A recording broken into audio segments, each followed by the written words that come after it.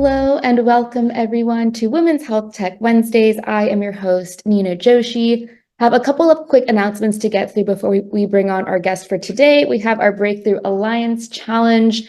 Applications are open until the end of the month, so make sure that you get those applications submitted. We also have our Versali Challenge that's focused specifically on menopause with about $50,000 total in cash prizes. So make sure that you submit those applications as well. We have our October symposium coming up right on Halloween. So great way to have Halloween. And lastly, we have our Women's Health Tech Pitch Day this Friday. Make sure you register so that you can check out this incredible event. We have some amazing founders pitching their impactful and significant products. So make sure that you join this Friday. And with that, we'd like to formally bring on today's guest, Tiffany Yu, who is a principal at 7 Wire Ventures. As you know, we love questions here at Women's Health Tech Wednesdays. So if you have any for Tiffany, make sure you use the Q&A feature or the chat, and I'll make sure that we get to it. So with that, Tiffany, thank you so much for being on today. Thank you so much for having me, Nina. Really excited for this conversation. Me too. I can't wait to dive in and learn a little bit more, not only about what you do, but also more about 7 Wire Ventures as well. That's like a tongue twister. I love it. But maybe, Tiffany, a great place to start would be if you could just tell us a little bit more about your professional background and really what's led you to where you are right now. Yeah, absolutely. Happy to talk a little bit about that. So I'm originally from the Bay Area, currently located in San Francisco. I went to a small college, a liberal arts college in Massachusetts called Williams, and classically thought I was going to be pre-med because I had open heart surgery as a baby, and so really looked up to my doctors. I think got to college, realized that I was very interested in healthcare, but not very interested in medicine. And so I decided to channel that into going into consulting after I graduated. I thought it was the easiest way to really get up to speed on how different healthcare companies worked. And so learned a ton while there, but quickly realized that I didn't love being on the client-facing side. And so an opportunity came to join a venture fund, and I snatched it up and have never kind of looked back since then. So since then, I've done also healthcare private equity investing, so later stage investing. I then did some time at Redesign Health, which is a venture studio where we're creating new healthcare companies at that time, and then joined 7 Wire earlier this year. That's amazing. It's cool that you really were able to kind of get the spectrum of experience from kind of a venture studio to private equity. And I definitely resonated with what you were saying around, a passion for healthcare, but not necessarily wanting to go into medicine and being able to find like that happy medium, which is incredible. For sure. I love it. I'm so curious, Tiffany, just kind of based off of your own experiences, whether it's education, just, personally, are there any experiences or insights that have kind of influenced your decision to really work, I think, at the intersection of, to your point, healthcare, but also the startup and digital ecosystem as well? Yeah. So I mentioned that I'm from the Bay Area. So I think growing up in Silicon Valley, technology was just kind of everywhere. And I went also to a very STEM focused high school. And so it was always just kind of ingrained into our heads that there's so much potential for technological advances in all sorts of areas, but particularly medicine. And so I think that was always in my head. And I was very lucky that when I was in consulting, one of the very first projects I was on was actually for a startup, which is kind of unusual. Wow. But it was really around commercialization strategy for new technology that could help kind of understand people's emotions based off of their facial expressions, which sounds very mundane right now, but 12 or 15 years ago, that was actually pretty novel. Yeah. And so I think that was also what kind of drove me to being interested in startups, because I felt like, hey, with the use of technology, you can really impact a lot more people's lives, especially if you're not developing new drugs on the therapeutic side, right? Like this is the way that you can really impact millions, tens of millions, hundreds of millions of people by just using technology. And I think with the use of wearables and phones, that's also made it even more impactful. Wow, that's incredible that you were already starting to see some of like those earlier novel technologies. Kind of. It's crazy to think about how long that it's been, and that, a lot of these it's been around for some time, you know? I know. I love that. And I think one of the things I'm also so curious about as well, because you kind of were able to kind of play in these different lenses from consulting to PE to investing and kind of everything in between. When you kind of think about earlier on in your career, when you kind of knew the industry that you wanted to play in, were there any, particular challenges, experiences, moments that you faced maybe earlier on in your career that have really shaped or influenced the direction that you headed next? Or was there kind of any of that reflection or processing that was kind of done earlier on? Yeah, I think that as a woman, I think early on there was always a lot of, and those who have been in consulting know that there's just so much feedback that's handed to you, especially early on in your career. And I think if I look back on the consistent feedback, it was always around, oh, Tiffany could speak up more, or she could take up more ownership of a room, et cetera, which, as a junior consultant always felt frustrating because there are so many people in the room and nobody is really making space for people who are, first year out of college to really own any of the presentation, et cetera. Right. So I think early on, it became very clear to me, and I was really lucky to have really strong female mentors around me who helped coach me through this. But it was really around, this sounds a little bit cliche, but really around being much more confident in myself and not being scared of expressing my viewpoints, especially when I got to venture and started meeting with founders and, trying to source and help figure out for our venture fund, suggestions around where we should spend our time or what I thought about this company that I met with. I think it really pushed me to try and find my voice and just speak my opinions much more confidently. Thankfully, I think, again, I was surrounded by a lot of other female investors in a community that we helped create. And so that helped a lot. But early on, I think that was just a big struggle in saying like all these people around me have decades of experience in healthcare and in investing. And should I really belong here? Was always a big question in my head. Yeah, absolutely. Yeah, the imposter syndrome is very Yes, it's strong. right?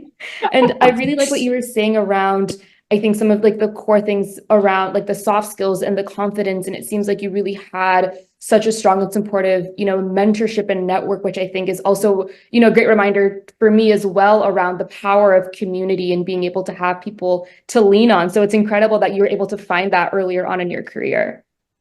Yeah, well, it was very tough, I would say, because we, classically everyone has done studies around this, just the number of partners within a venture fund is so small. So when I started out in venture, it was only 7% of partners were female, which is a terrible stat.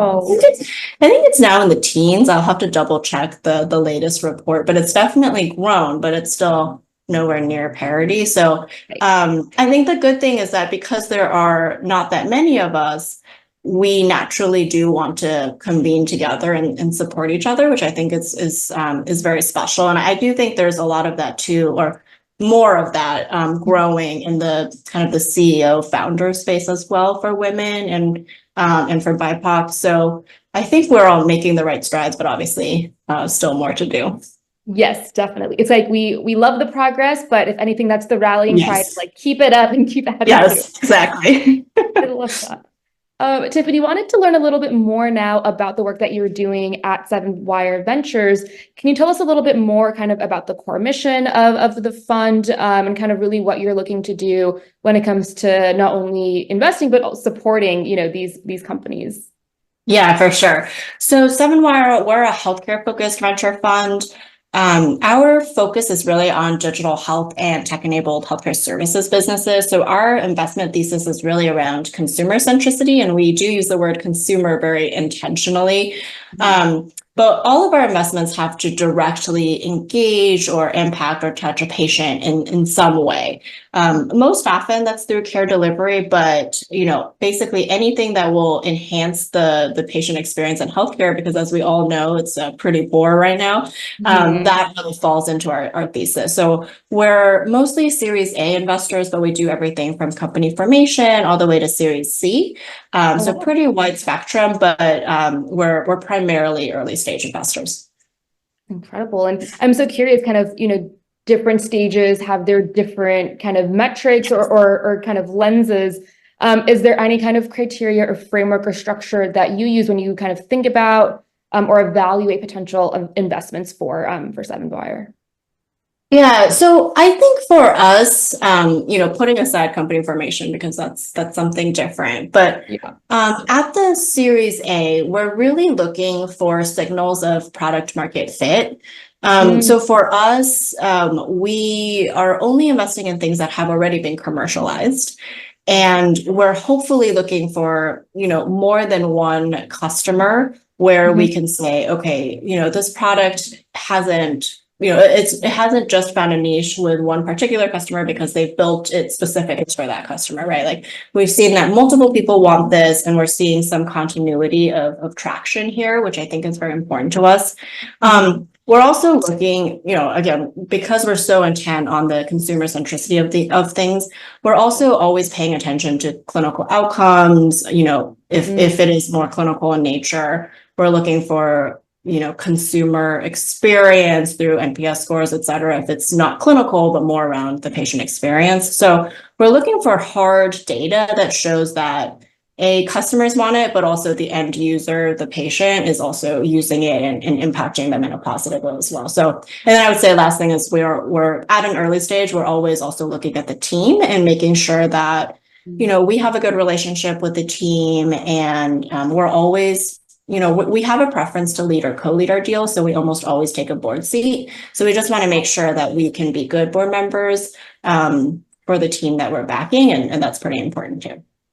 That's amazing. And I'm so curious because I definitely have some visibility into maybe the earlier stages, but since you've also been involved at a later stage as well, what are some of the shifts that in terms of prioritization or evaluation that you look for? I mean, I know you outlined so beautifully the early stages, but for like a Series B or a C that you're working on, is there anything new or different that you also evaluate at that stage? Yeah, I think at the later stage, it's much more metrics driven. There's just more, the company has been around for a longer period of time. The product that they've been selling have been in market for a longer period of time. So I do feel like, we're looking at revenue growth over time, right? Like how are we seeing, customers coming back? Are they re-signing their contracts? Are we seeing more members growing over time?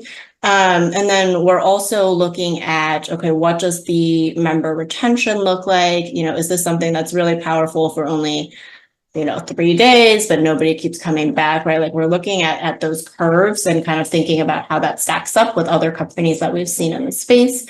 I think it's much more financials driven, much more metrics driven, if you will. And then I think we're also just thinking around what is the exit scenario at that point. For a Series B or Series C company, there probably might be other rounds of financing coming in, but we just want to understand, all right, is this going to exit to a strategic? Is it going to go public? Like, what is that strategy? 100%. Thank you so much for really just outlining all of that. That was so helpful. Of course. I'm so curious, Tiffany, because you're in it, you're boots on the ground, you're really seeing what's going on. I think we've all seen, kind of what's going on in headlines in terms of maybe not necessarily the best market to raise or just kind of exist as a startup. Kind of from your perspective, as you're talking to all of these founders and doing all of this work, what are some of the key challenges that you're really seeing kind of face digital health startups today? And what are maybe some ways that, investors and others can really come in to help support and address those issues? Yeah, so I mean, I do feel like the market is slowly getting a little bit better. Yeah, exactly.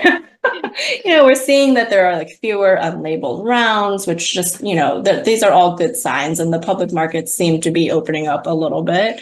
But I would say as VC investors, we are still very focused on cash flow and making sure that companies are being conservative in how much they are spending cash so that they can reach real milestones for their next raise. I think right now in this day and age, investors unfortunately can't afford to be a little bit picky. And so, for example, 7wire, we don't have hard benchmarks for what is a Series A company. I know some venture funds do this, right? Like if it's not at 3 million of run rate revenue or ARR, we're not going to invest. We don't have that. We don't have those hard metrics. However, we think of Series A companies as having some signal of product market fit. And, if a company has run out of capital before they can really get to that point, that's tough for us, right? Like, so I would say for all entrepreneurs out there, I'm sure everyone has been saying this ad nauseum to everyone. But I do think like being really careful about cash burn continues to be super important right now. 100%. No, I think that's really, great insight, especially for anyone who's listening, that kind of is fundraising or just thinking through that process. I think any of those types of like tips and tricks and advice is I'm sure always greatly appreciated. Tiffany, one of the things that you mentioned that you kind of look for in a Series A really is kind of centered around the team, right? Can you share a little bit more? Are there any particular qualities or signals that you look for as it relates to not only the founders, but also kind of the team that they've assembled? Any kind of feedback or insights you can share? Yeah, for sure. So I think for us, we are always looking for a founder who, is very passionate about the space or like has some reason for why they want to build a company in this space, right? Like doesn't necessarily have to be a personal story, but I think we have to really believe that, this is, for lack of a better term, your baby, and that you are very committed to this business and to the journey over the next several years to really build this. So we have to understand that like you're committed and you're passionate about this. I think another important part of this is also your ability to really understand the market. It sometimes, especially depending on the stage of the business, like the CEO may not be the ultimate seller of the product, but in early days, oftentimes they are. And I feel like understanding the market dynamics and really understanding the competitive landscape and really being able to explain your product, your services differentiations vis-a-vis others, being able to do that in a concise way. And we feel like, to a buyer, you can be very specific around why your product should win. I think that's really important. So we're oftentimes looking more for that kind of seller DNA in the founding team. Again, it doesn't necessarily have to be the founder or the CEO, but we want to see that person because that's really the thing that's going to fuel the growth going forward, and that's really important. 100. Wow, that's a very astute point. 100%. I can definitely see how early stage that is such a huge driver. I love that, and I think you're also mentioning, for you and for Seven Wire, not necessarily having a specific like hard and fast criteria. I'm so curious, kind of once you've made the investment, this company's our portfolio company. I'm curious for you and your fund, but I think just more broadly in venture, are there any like metrics or measures of success that as a fund you kind of track when it comes to your portfolio companies? Is that something that's even like part of the process? It's a very good question.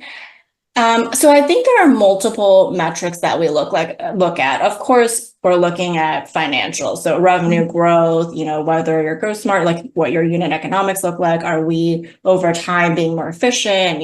How are we tracking on burn, et cetera? Like all of those things, of course, are very important and we look at. I think given our focus on consumer centricity, we're also very focused on what's going on with the member base. So how are we doing on converting, for example, a lot of our companies will be in network with health plans, right? Like how are we doing on actually engaging the right population? Are people staying with the program? Are people adhering, to the program that we're laying out? What does the retention look like? A lot of those kind of member specific journeys is really important to us. And then of course, we're also always trying to track what are the clinical outcomes. A lot of times those are done through studies or case studies with customers. But we're always, of course, encouraging our companies to do more of those studies so that there's more hard ROIs that we can point to when selling to potential customers. So it's a lot in there, but I would say it's mostly financials, but also like user metrics. Absolutely. I have, as you can imagine, so many more questions for you, but I do want to take a chance to get some audience questions answered. We have a question from the audience that's saying, Tiffany, if you could please flesh out preference for leader or co-leader. So I guess when it comes to leading a fund, do you have any additional guidelines or kind of things set in stone around how you lead or co-lead? Oh, yes. So when we in an investment that we are thinking about making, oftentimes in venture rounds, right? These are syndicated rounds, so a few venture funds will come together to lead the to participate in the Series A, for example. But usually there's one or two venture funds that lead or co-lead the round. These are the people who put in more of the capital, and therefore given their capital investment and therefore their ownership in the company, they will receive board seats or board observer seats based off of that. And so our preference, given the check sizes that we are writing, we are looking to invest in enough of a company such that we will be able to have at least one board seat. Hopefully that helps. Very helpful. Thank you. We also have another question that's saying, is there a preferred exit scenario given the market? So that's a very interesting and good question. I would say there's not necessarily a preference, but we do, perhaps to state the obvious, we like to invest in companies that we feel like have a lot of different options for exit scenarios, given market conditions in the future. Oftentimes when we're investing in companies, it's fairly long term, right? It could be 5+ years, if not more.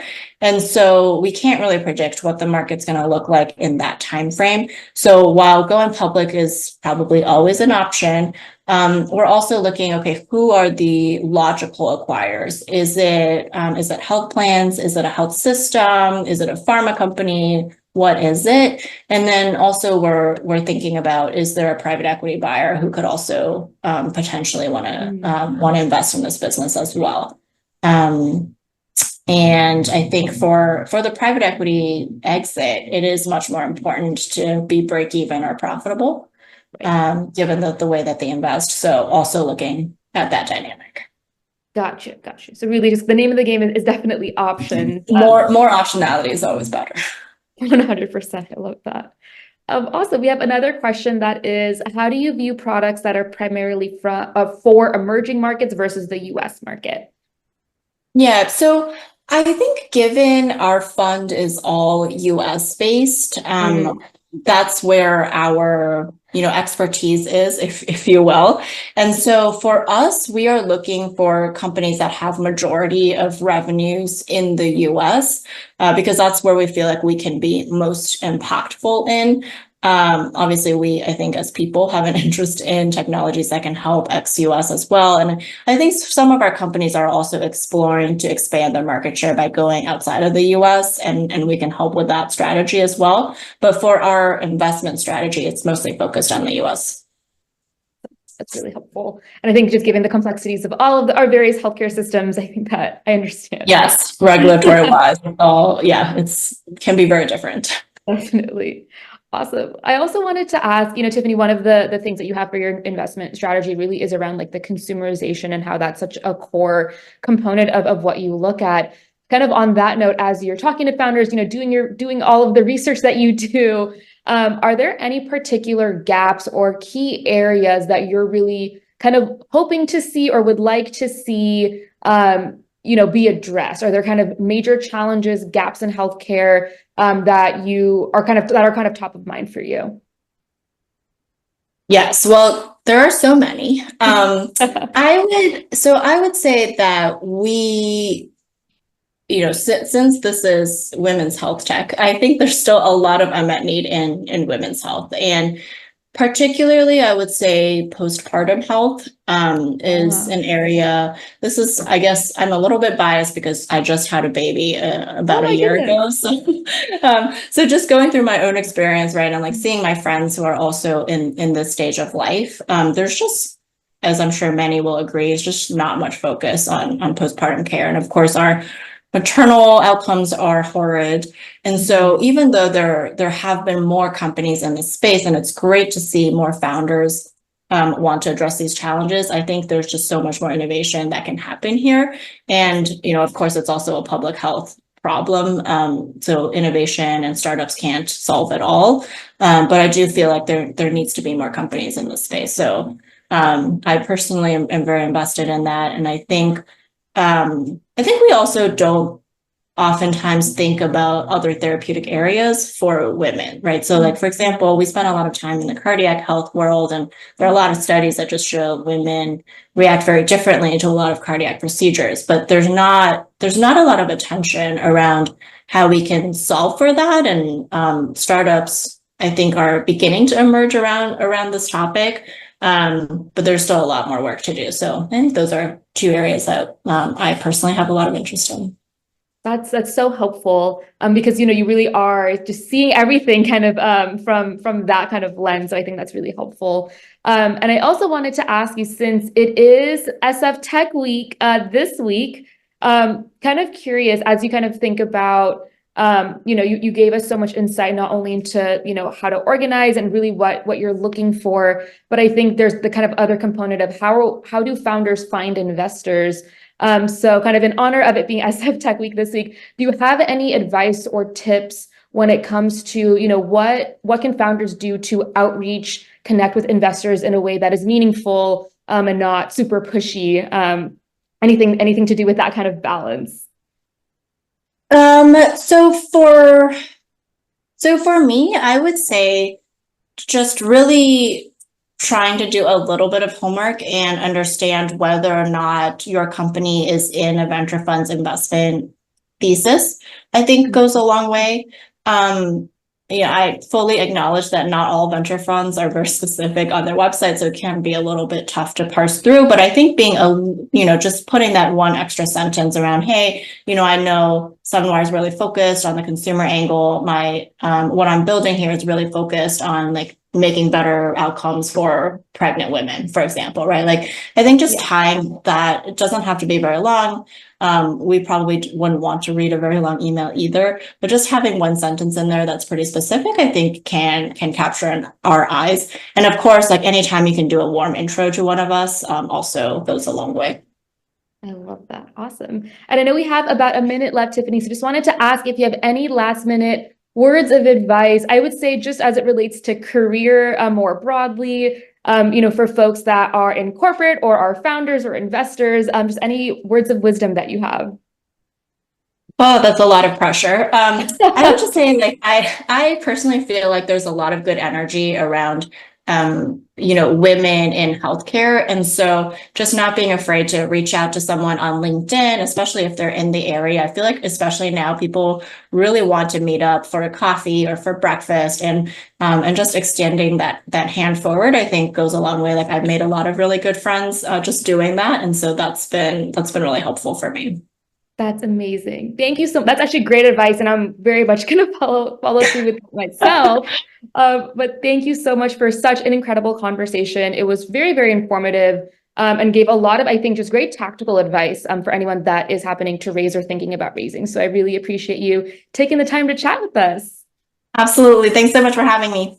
Thank you, Tiffany. Make sure you join us next week for our next Women's Health Tech Wednesdays. Wanted to give a quick shout out to our sponsors for sponsoring this incredible conversation, as well as to Tiffany for providing her time and really giving us amazing advice. And we will see you all next Wednesday. Bye, everyone.